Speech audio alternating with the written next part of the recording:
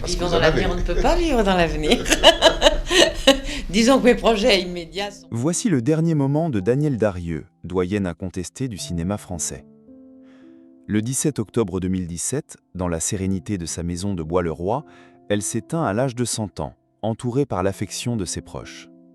Pendant plus de 8 décennies, elle a illuminé l'écran, passant de l'ingénue des années 30 à l'icône intemporelle de chefs-d'œuvre comme Madame II ou 8 femmes.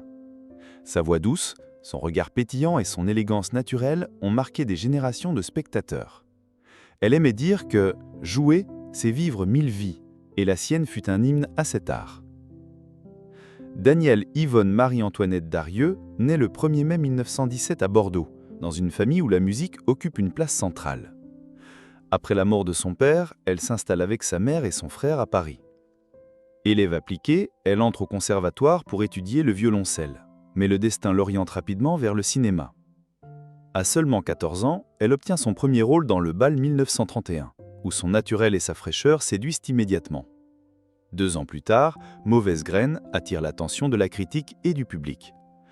En 1936, elle connaît une renommée internationale grâce à Meyerling, aux côtés de Charles Boyer. Son charme élégant et sa capacité à incarner des héroïnes à la fois fragiles et déterminées font d'elle l'une des actrices les plus demandées de sa génération. Pendant l'Occupation, elle continue de tourner, choix qui suscitera plus tard des discussions, mais elle reprend rapidement sa place au sommet du cinéma français après la guerre. La rencontre avec le réalisateur Max Ophüls marque un tournant artistique.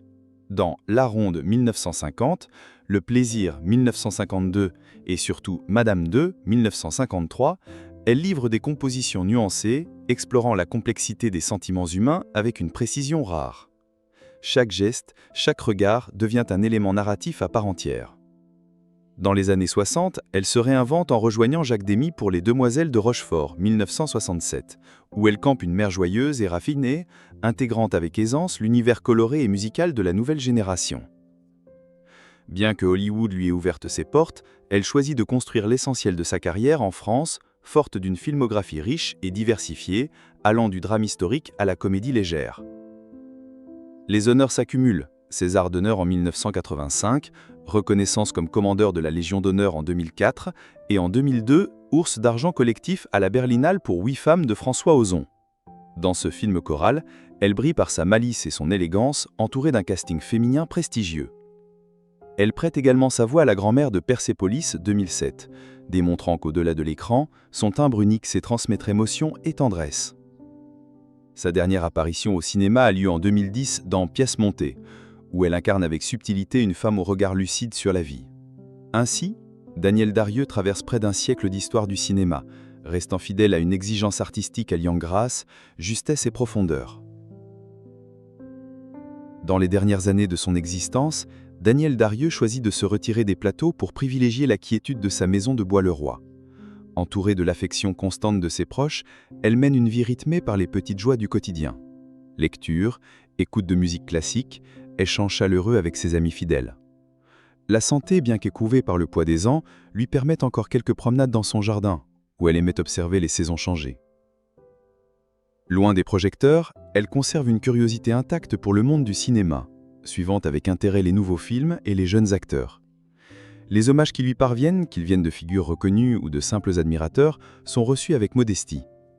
Elle se montre reconnaissante pour cette carrière qui lui a offert tant de rôles et de rencontres. Jamais tournée vers la nostalgie, elle préfère évoquer ses souvenirs avec humour et tendresse, soulignant la chance qu'elle a eue de vivre 1000 vies à travers ses personnages. Sa maison devient un havre où se mêlent le calme, la mémoire et la chaleur humaine, préparant, sans ostentation, l'ultime chapitre d'une vie consacrée à l'art et à la sincérité. Le 17 octobre 2017, Danielle Darieux s'éteint paisiblement dans sa maison de Bois-le-Roi. La journée avait commencé comme tant d'autres, dans la lumière douce de l'automne, entourée par la présence attentive de ses proches. Assise dans son fauteuil préféré, elle échange encore quelques mots, un sourire, puis ferme les yeux comme pour se reposer. Aucun tumulte, aucune douleur apparente, seulement le silence feutré d'un foyer aimant. À 100 ans, elle quitte ce monde avec la même élégance discrète qui a marqué toute sa vie. Dans la pièce, on ressent une sérénité profonde, comme si le temps s'était suspendu. Les mains se serrent, les regards se croisent, chacun conscient de vivre un instant unique empreint de gratitude. Danielle Darrieux laisse derrière elle une empreinte indélébile dans l'histoire du cinéma et le souvenir d'un départ en douceur, à l'image de la femme et de l'artiste qu'elle fut. Danielle Darrieux demeure à jamais une figure emblématique du patrimoine cinématographique français.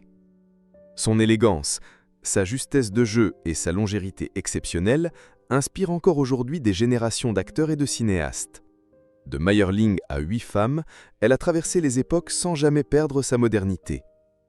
Sa disparition a suscité des hommages unanimes, saluant une artiste fidèle à son art et à son public. Ses films continuent de rayonner, témoins d'un talent rare et intemporel. Se souvenir de Danielle Darrieux, c'est célébrer la grâce, l'intelligence et la profondeur d'une comédienne qui a marqué l'histoire.